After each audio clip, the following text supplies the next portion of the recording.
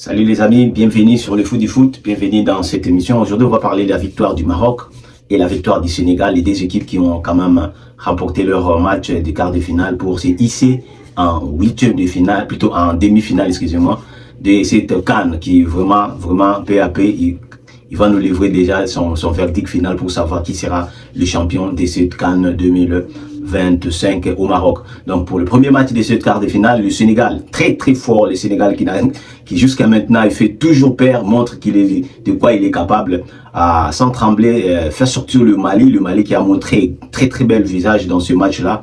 Ben, à l'image de manque de victoire quand même pour cette équipe malienne depuis le début de la compétition. Donc le Mali n'a pas pu remporter son match, donc il a perdu de fait 1-0 malgré que l'équipe était réduite à 10 contre 11. On a vu un match très plaisant, beaucoup d'occasions.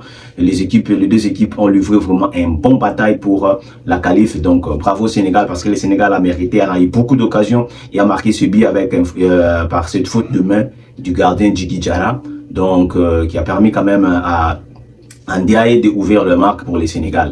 Donc voilà, le Sénégal continue d'assumer son statut de grand favori de cette compétition. Voilà, je pense qu'il va aller jusqu'au bout. Déjà, il est en demi-finale. Il va attendre le vainqueur entre l'Égypte et le champion en titre qui est la Côte d'Ivoire pour savoir si le Sénégal va continuer dans cette compétition jusqu'au bout ou encore il sera stoppé par les champions d'Afrique. Vraiment bravo au Sénégal. Dans l'autre rencontre du match, c'était les Lions indomptables du Cameroun qui affrontaient le pays hôte, qui est le pays organisateur, le Maroc. Score final 2-0, mais c'est un match encore qui va laisser encore beaucoup de polémiques derrière ce match ici. Moi, ça commence vraiment à faire du trop quand même, on doit quand même en parler. Ça, je dirais, il y a encore une erreur d'arbitrage des trop pour le Maroc quand même.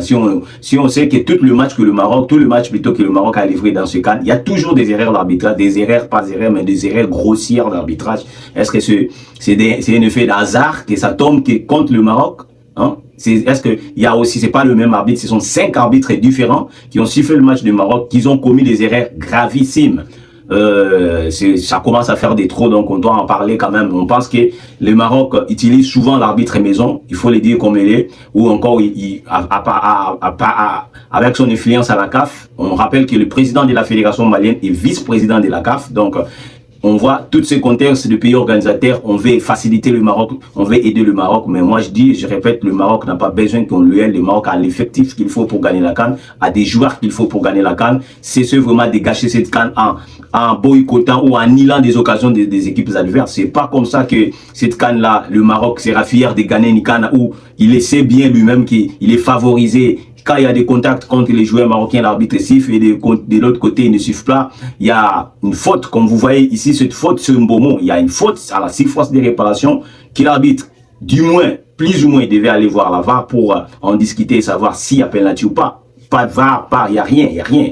Et c'est compliqué quand on continue de voir ça au match du Maroc. Il faut qu'on se le dise. Ça fait déjà plusieurs fois que le Maroc bénéficie de cet arbitrage-là. On a vu la faute contre les joueurs tanzaniens en huitième de finale, la faute qui valait un penalty, l'arbitre a fermé les yeux. Aujourd'hui aussi dans ce match ici, il y a ces fautes contre Mbomo, c'est clairement, il y a un contact clairement avec Mbomo à la surface de la réparation et le Maroc menait 1-0. Il y a un match, le match continue. Il faut donner penalty quand il faut donner penalty. Vraiment, là, on commence à vraiment, le Maroc commence, je dirais pas le Maroc, mais la CAF commence vraiment à nous agacer avec ces décisions arbitrales compliquées. On ne peut pas aider le Maroc jusque-là, mais on sait que le Maroc en a dépensé beaucoup pour organiser cette CAN, mais c'est pas dire que quand tu dépenses, tu dois gagner la CAN. Non, c'est pas comme ça. L'Égypte en 2019, elle a organisé une CAN, mais elle était sortie en huitième de finale. Donc c'est pas dire que quand tu peux organiser la CAN, tu dois forcément gagner. C'est pas comme ça. Il faut le mériter sur le terrain, comme ils ont fait les Ivoiriens. Les Ivoiriens ont mérité la CAN sur le terrain et le Maroc doit aussi faire de la même chose. Non.